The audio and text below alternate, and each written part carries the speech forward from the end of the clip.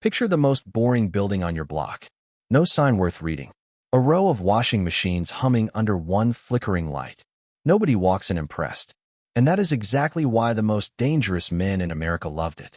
Because a business this dull, this cash-soaked, this forgettable, could swallow a fortune in dirty money and hand it back to you clean, quiet, and legal on paper. The men who ran the streets never chased flashy businesses. They chased boring ones. And here's the strange part.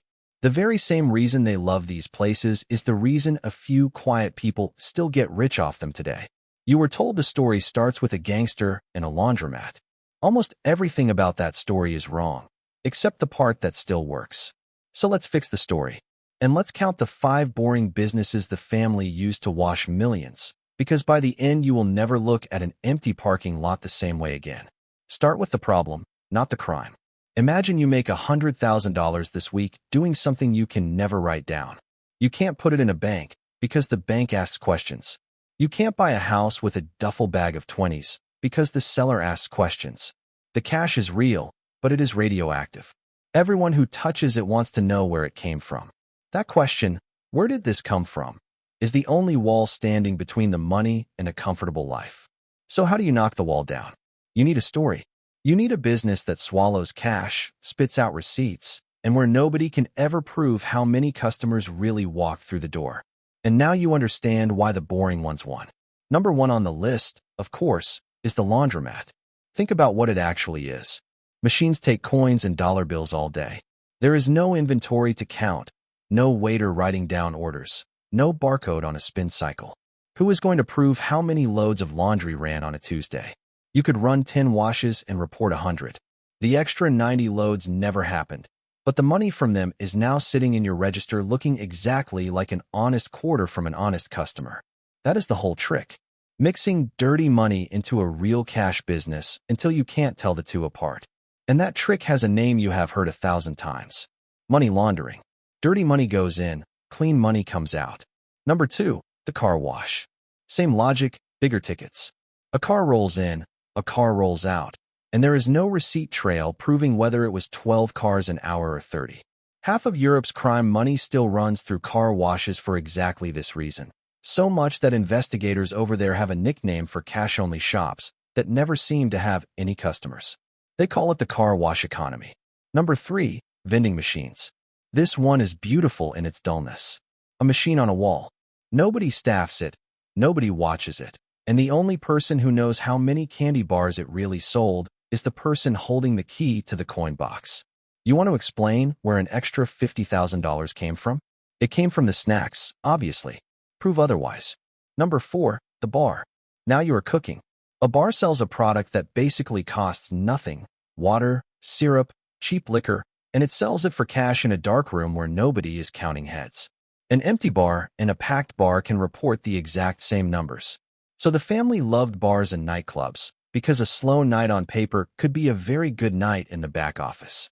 And number 5, the big one, the casino. But hold that thought, because the casino is where the smartest man in this whole story comes in, and he is going to flip everything you think you know. Here is the piece that makes people's heads turn. That famous origin story, the one where Al Capone bought a chain of laundromats, and that is literally why we call it money laundering. It is a myth. It didn't happen that way. A financial crime expert named Christopher Stringham pointed out the obvious problem with the legend. Coin-operated laundromats did not even exist, yet in Capone's heyday. The first one opened in 1934, and by then Capone was already in prison. He was never convicted of laundering a single dollar. He went down in 1931 for something far more boring: tax evasion, not paying his taxes. And the phrase money laundering? It didn't enter everyday language until the 1970s, during the Watergate scandal, when reporters described how secret political cash got scrubbed clean. The word we all use came from politicians, not gangsters. So why does everyone believe the laundromat story? Because it is a perfect story. Dirty money, washing machines, clean cash. It is too neat to give up. But here is what you should hold on to. The legend is fake, and the machine underneath it is completely real. The mob absolutely did use boring cash businesses to hide money. They just did it better, and with a colder mind, than the cartoon version you were sold. Which brings you to the man who actually built the machine. His name was Meyer Lansky, And inside the underworld, he had a nickname: the mob's accountant. While the loud gangsters were shooting each other over territory, Lansky was doing something far more dangerous. He was doing math. The best account of him comes from the biographer Robert Lacy, in a book called Little Man. And Lacy shows you a man who understood a truth most criminals never grasped. The crime is easy. Keeping the money is the hard part. Lansky's genius was the casino. Think about why a casino is the ultimate boring business trick, just supercharged. Money pours across the tables and cash all night.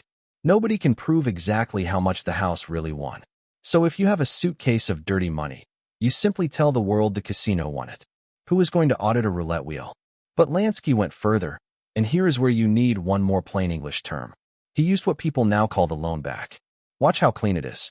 You take your dirty cash and quietly move it to a bank in another country, somewhere like Switzerland, where the bankers are paid to forget your name. Now that money is sitting overseas. Then that foreign bank loans the money back to you, in your own country, as a nice official loan with paperwork and a stamp. And just like that, your dirty money has a birth certificate. It isn't a suitcase of crime anymore. It is a loan from a respectable bank. You even get to deduct the interest on your taxes. The system that was built to catch you is now protecting you. That is the difference between a thug and Lansky. A thug hides the money. Lansky made the money look like it belonged. There is a hard rule underneath all of this that you should keep. To hide money, you need a business boring enough that no one wants to look, and cash heavy enough that no one can count. Loud businesses get watched. Boring businesses get ignored. In the underworld, being forgettable was the whole point. And the government eventually figured this out and wrote it down. In 1984, a body called the President's Commission on Organized Crime published a report with the very unglamorous title, The Cash Connection. Read it, and you will find the same list you just heard. Cash businesses. Front companies. A front company, by the way, is just a real-looking business whose real job is to have a reason for the money to exist. On paper, it sells car washes. In truth, it sells an alibi. Now for the twist that ties the whole thing together. You would assume all of this made Meyer Lansky one of the richest men on earth. For decades, the rumor said he was sitting on $300 million hidden around the world. But Robert Lacy went looking for that fortune, and he couldn't find it. Because it wasn't there. Lansky, the accountant who taught the underworld how to keep money, died an old man in Miami with almost nothing. The greatest launderer in history could hide the money from the police, but he could not keep it for himself. The empire was mostly a story too. So what is the lesson here, the one that actually touches your life? It is not the crime. The crime is a dead end. The lesson is the business. Because strip away the gangsters, and look at what is left. A laundromat, a car wash, a wall of vending machines. Those are still, today, completely legal, and they still quietly make people rich for the exact same reasons the family loved them. And this is the loop you have been waiting on. Why do quiet people still get wealthy off the most boring businesses in America? Because boring is a feature. A laundromat has almost no employees to pay. It runs whether the economy is booming or crashing, because people wash their clothes in a recession too. It takes cash, or a card, every single day, in small steady amounts that add up. No hype, no headlines, no competition from 20-year-olds chasing the same flashy idea. The thing that made these businesses perfect for hiding money, steady cash, and nobody paying attention, is the exact thing that makes them a solid, unsexy way to build wealth out in the open. The rich have always known this. They don't fall in love with exciting. They fall in love with dull and dependable. The family used boring businesses to hide fortunes in the dark. Smart owners today use the very same boring businesses to build fortunes in the light. Same building, same quiet cash. One side of the law, or the other. So the next time you drive past a laundromat with a flickering sign, or a car wash with no line, or a vending machine nobody is looking at, don't see something boring. See the machine.